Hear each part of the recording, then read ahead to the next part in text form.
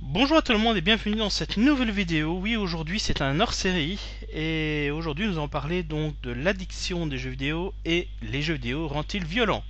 Pour nous aider à répondre à ces questions, aujourd'hui nous avons ma compagne, ma femme, donc Sylvie, qui est avec nous. Bonjour. Voilà, donc pour tout vous dire, elle est institutrice maternelle, donc on peut dire que c'est une professionnelle de l'éducation. Professionnel, faut pas exagérer quand même. Voilà, donc on y va tout de suite pour les premières affirmations. Donc, première question, les jeux vidéo rendent-ils violents? Je pense que pour répondre à cette question, il faut faire plusieurs distinctions parce que, bien sûr, il y a les différents types de jeux et les différentes catégories d'âge comme joueurs aux jeux vidéo, quoi.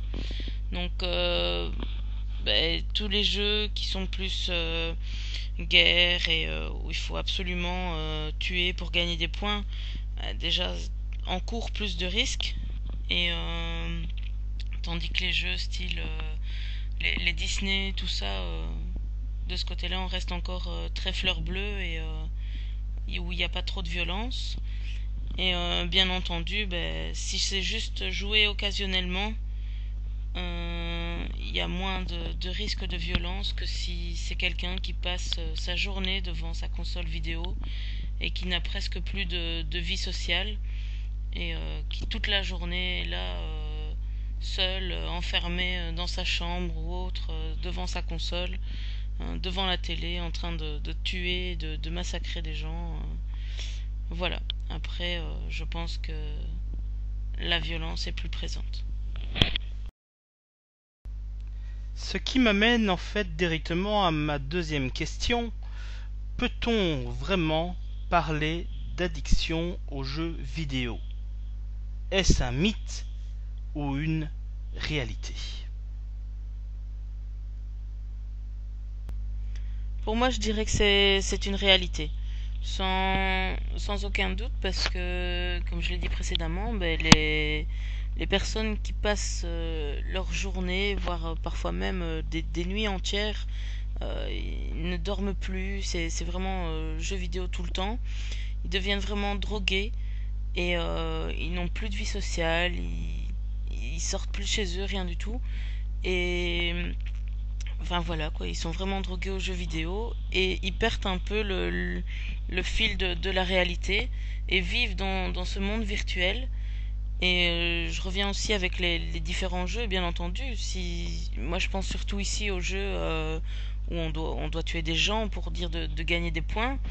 Euh, la personne est tellement prise dans son jeu que pour elle, ça en devient une réalité.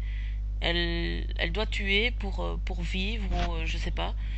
Et ça me fait penser un peu au drame de la tuerie de la crèche de je ne sais plus où. Mais soit, enfin, je pense que tout le monde aura compris de quoi je parlais. Et enfin voilà.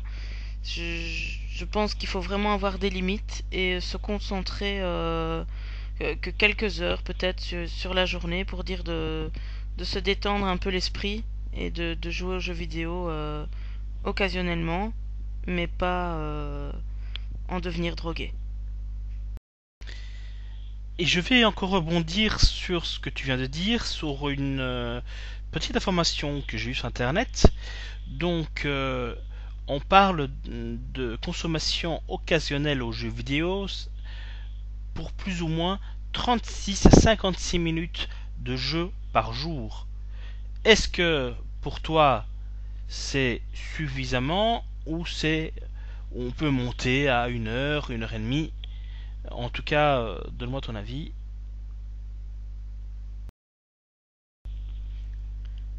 Pour moi, 36 minutes, je trouve ça un peu court.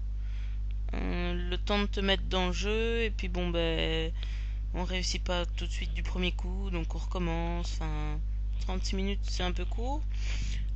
56, j'irai quand même jusqu'à l'heure. Peut-être même voir 1 heure et demie, et 1 heure et demie par jour, ça me semble bien. Sinon, que penses-tu de ce fait divers? Un jeune homme de 18 ans est décédé après avoir joué 40 heures d'affilée à un jeu vidéo dans un cybercafé. Que penses-tu de ce drame?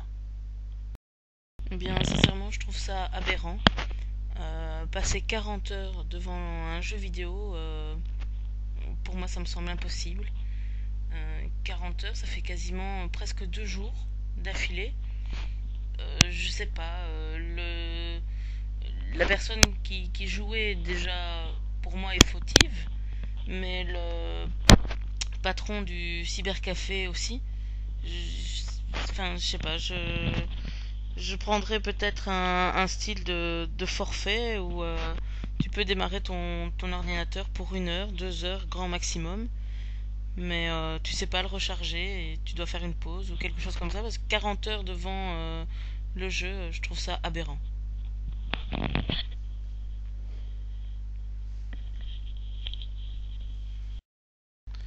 J'ai aussi trouvé un autre fait divers, vraiment dramatique celui-ci.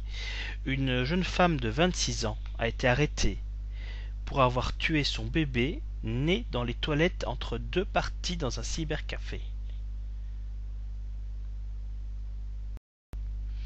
Donc ben, si je comprends bien, cette jeune fille était en train de jouer, puis est partie dans les toilettes pour accoucher, et de nouveau elle est revenue jouer. Eh bien, pour moi qui, comme tu l'as dit au début, je travaille avec les enfants, je trouve ça inadmissible. C'est l'horreur. Je sais pas, il faut pas vraiment avoir beaucoup de jugeote pour faire ça. Un enfant, ben, ce petit être, il a rien demandé et elle préfère l'abandonner, le tuer carrément pour retourner sur son jeu vidéo. Euh, c'est inadmissible. C'est, je sais pas, je trouve pas les mots. Avoir plus que le jeu vidéo devienne plus important que la vie de ton propre enfant, de ta chair, c'est inadmissible. Tant mieux qu'elle a été condamnée, j'espère, à perpétuité.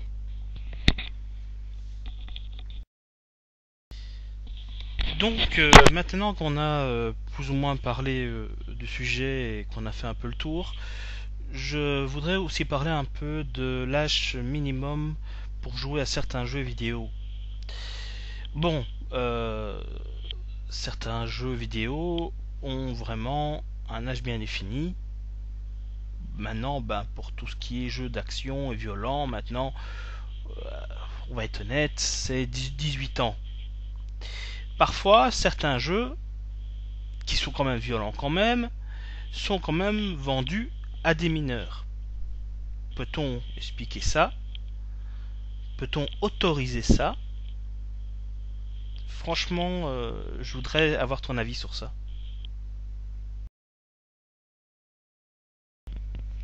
Effectivement, donc certains jeux sont limités en âge, mais je me demande sincèrement si les gens font attention à ça. Parce que ben, finalement, je vais prendre l'exemple d'un ado, puisque les jeux que j'ai pu voir, c'est interdit aux moins de 18 ou parfois moins de 16. Ben, si le jeu l'intéresse, il va le prendre et maintenant, ben voilà, aux parents d'un peu s'imposer et de jouer leur rôle de parents et de dire non. Mais est-ce que finalement c'est pas peut-être quelqu'un d'autre qui ira le chercher pour lui et lui offrira pour son anniversaire ou que sais-je. Mais voilà, enfin. Et puis je me demande aussi si à la caisse du magasin, si sincèrement les caissières, les caissiers font vraiment attention à ça. Eux prennent le jeu, c'est un client comme un autre, ils scannent, hop, tu payes, et puis voilà, t'as ton jeu. Il est marqué moins de 16, t'en as 15, c'est pas écrit sur ton front. Donc, je sais pas, je suis un peu sceptique avec tout ça. Et maintenant, comme je dis, ben, aux parents un peu à surveiller ce que fait leur enfant. Sinon, que penses-tu des environnements virtuels comme par exemple Second Life ou pour les joueurs sur PlayStation, le PlayStation Home en l'occurrence, qui permet de rassembler un large panel de joueurs et d'âges différents. Est-ce que nous sommes pas vers un chemin de dérive? En tout cas, c'est ce que je pense. Est-ce que tu vas dans mon sens ou pas? En tout cas, je t'écoute. Eh bien, pour Second Life, je connaissais pas du tout. Jusqu'il y a presque 1 an et demi maintenant. Et personnellement, j'y adhère pas du tout. Parce que c'est comme j'expliquais un peu au début de l'interview. Si tu deviens drogué par ton jeu, tu en oublies un peu la vie réelle et tu vis dans ce monde virtuel. Et pour moi, Second Life, c'est comme ça. Tu te crées un personnage, tu te crées une ville, enfin plein de choses, et tu vis dans ce monde virtuel avec des envies et des choses que tu pourrais pas faire forcément dans la vie réelle. Et, et puis après, ben, t'en oublies la réalité de la vie. Et enfin voilà, moi je j'accepte pas ce type de seconde vie justement. Voilà, donc merci. On arrive bientôt à la fin de la vidéo. J'espère que ça vous a plu. Je ne sais pas si Sylvie a encore quelque chose à rajouter. Ben, peut-être simplement que vous soyez enfant, ado ou adulte, n'oubliez pas que ce ne sont que des jeux et ça ne restera qu'un jeu. La vie, c'est pas ça. Donc ne vous enfermez pas là-dedans et gardez ça comme loisir et délassement. Ben voilà, je crois que tout est dit, et je laisse le mot de la fin à ma femme. Ben voilà, mon avis n'était qu'un avis parmi d'autres. Donc n'hésitez pas à nous laisser vos commentaires donc sur le sujet, l'addiction aux jeux vidéo et est-ce que les jeux vidéo rendent-ils violents. Voilà, nous espérons vous retrouver pour d'autres vidéos. Sur ce, on vous laisse et nous allons jouer une petite partie.